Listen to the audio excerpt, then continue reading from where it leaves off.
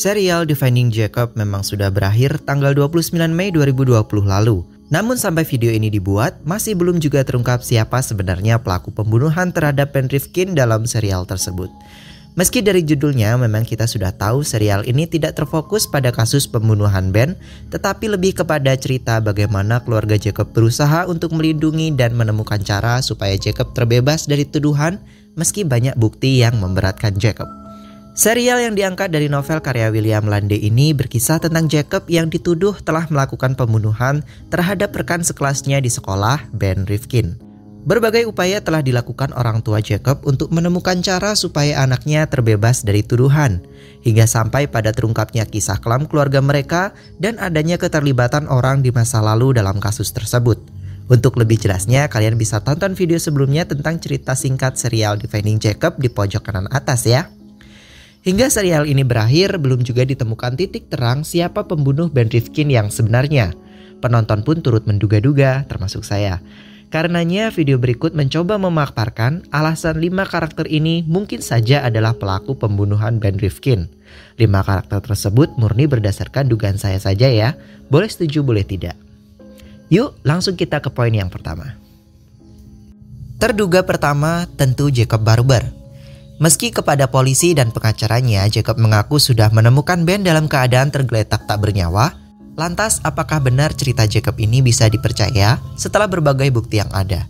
Satu-satunya sidik jari yang ditemukan, pisau, cemoohan yang dilakukan Ben terhadapnya, kesukaan Jacob mengunjungi situs Ruang Pemotong, narasi cerita yang mirip dengan kronologi pembunuhan Ben, cukup menjadikan alasan untuk menetapkan Jacob sebagai pelaku pembunuhan Ben. Ditambah lagi, Laurie, ibu Jacob, merasa Jacob telah mempunyai naluri untuk melukai temannya sejak Jacob masih kecil. Pengakuan Jacob di akhir serial memang kurang meyakinkan karena ia berada di bawah tekanan ibunya. Mungkin juga Jacob memang benar-benar mengakuinya, sebab ia sudah lelah menyembunyikan kebenaran dan membuat ibunya marah. Sepanjang serial, Jacob benar-benar menunjukkan sikap yang baik terhadap keluarganya. Dia benar-benar menyayangi ayah dan ibunya. Melihat ibunya marah mungkin membuat Jacob luluh dan mengakui kesalahannya meskipun dalam tekanan. Karena ia menyayangi ibunya, ia enggan hal buruk terjadi pada ibunya. Mengakui kesalahannya dianggap Jacob mungkin dapat meredam emosi ibunya, walau ibunya, Laurie, malah menabrakkan mobilnya dan membuat Jacob koma. Terduga kedua, Derek Yu. Teman sekelas Jacob dan Ben ini merasa kasihan kepada Sarah yang telah diancam oleh mantan pacar Sarah sendiri, Ben Rifkin. Ia pun membantu Sarah dengan mengambil ponsel Ben dan memberikannya kepada Sarah. Namun Sarah malah marah kepada Derek karena melakukan hal yang tidak ia minta. Merasa kesal, Derek pun meninggalkan Sarah yang menolak bantuannya. Dari sini tampak Derek Yu mungkin menyukai Sarah sehingga ia berani mengambil ponsel Ben Rifkin. Supaya Ben Rifkin tidak dapat mengancam Sarah lagi. Bisa jadi saat Derek hendak mengembalikan ponsel Ben, terjadi perkelahian antara mereka, berebut Sarah mungkin, yang kemudian berakhir pada terbunuhnya Ben. Dengan tidak ditemukannya bukti apapun, baik sidik jari atau sebagainya yang memberatkan Derek, apakah mungkin jika Derek memang pelaku pembunuhan Ben dan pembunuhan itu telah ia rencanakan sebelumnya? Sehingga Derek benar-benar merencanakan pembunuhan serapi mungkin sehingga tidak ditemukan barang bukti apapun yang mengarah kepada dirinya. Semua bukan tanpa alasan, hanya demi melindungi Sarah dan supaya Sarah bersedia menjadi kekasihnya. Terduga ketiga tentu Leonard Pets. Di sepanjang serial banyak hal yang juga memunculkan dugaan bahwa Leonard cukup kuat ditetapkan sebagai pembunuh Ben Rifkin. Dengan alasan si pelaku pelecehan seksual ini diceritakan Matthew cukup terobsesi dengan Ben Rifkin. Rumahnya yang dekat dengan tempat mayat Ben ditemukan, foto-foto Ben di dalam ponselnya, juga raut wajahnya yang sepanjang serial seolah mengatakan bahwa ia seperti ingin meminta maaf atau menyesali sebuah perbuatan besar yang telah berakibat pada hilangnya nyawa seseorang. Leonard memang dipaksa mengakui perbuatannya oleh orang suruhan Billy Barber melalui surat pengakuannya yang kemudian Leonard dibunuh. Meski saat mengetahuinya, Andy Barber pun marah besar karena Billy telah mencampuri urusannya. Orang suruhan Billy Barber, Pastor O'Leary, mungkin hanya sedikit memberikan tekanan kepada Leonard. Padahal mungkin Leonard memang sudah ingin mengakui perbuatannya di pengadilan, namun keburu dipaksa dan dibunuh oleh O'Leary. Terduga keempat, sang Bloody Billy, Billy Barber, kakek. Jacob Barber, ayah dari Andy Barber. Billy pernah mengatakan bahwa ia mengetahui Andy telah tumbuh dewasa dan menjadi pengacara di sebuah kantor pengadilan. Namun, Andy tidak juga berusaha menemui ayahnya atau bahkan mengeluarkan Billy dari penjara. Merasa sudah semakin tua, mungkin Billy berusaha untuk setidaknya dapat bertemu dengan keluarga satu-satunya itu.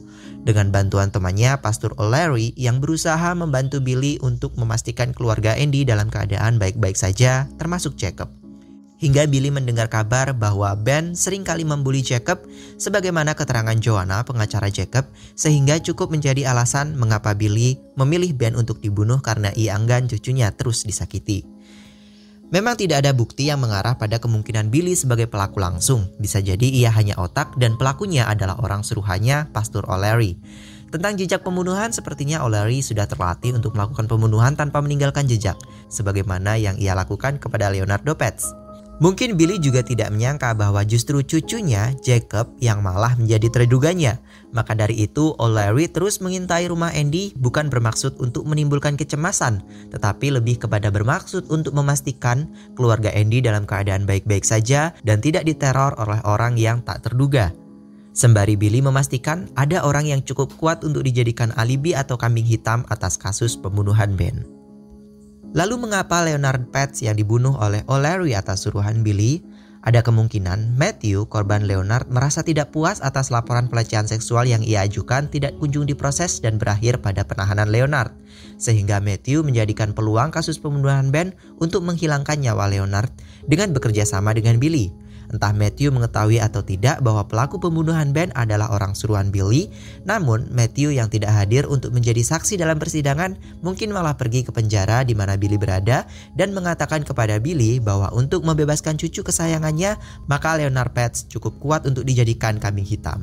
Sehingga Matthew dapat membalaskan dendamnya, juga Billy dapat membebaskan cucunya dari tuduhan. Billy menyetujuinya hanya supaya Billy dapat kembali memastikan bahwa anak dan cucunya bahagia.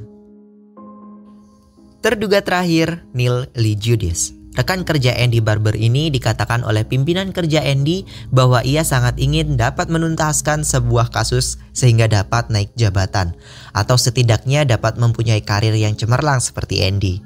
Andy yang mempunyai gen MAOA yang bersifat pejuang atau pembunuh turunan dari ayahnya ini mungkin enggan tersaingi sehingga membuat rekan kerjanya iri, sehingga cukup memberikan dugaan bahwa Neil terdorong untuk berusaha menjatuhkan karir Andy.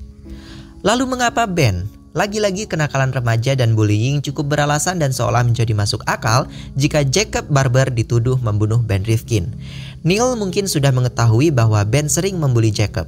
Ia membunuh Ben dengan sengaja membuang Ben ke tempat di mana Jacob biasa lalui saat berangkat ke sekolah dengan tujuan supaya mayat Ben dapat ditemukan dan dilihat oleh Jacob hingga Jacob menghampiri dan meninggalkan sidik jari di baju Ben. Lalu mengapa tidak ada bukti yang mengarah pada Neil sebagai pelaku pembunuhan?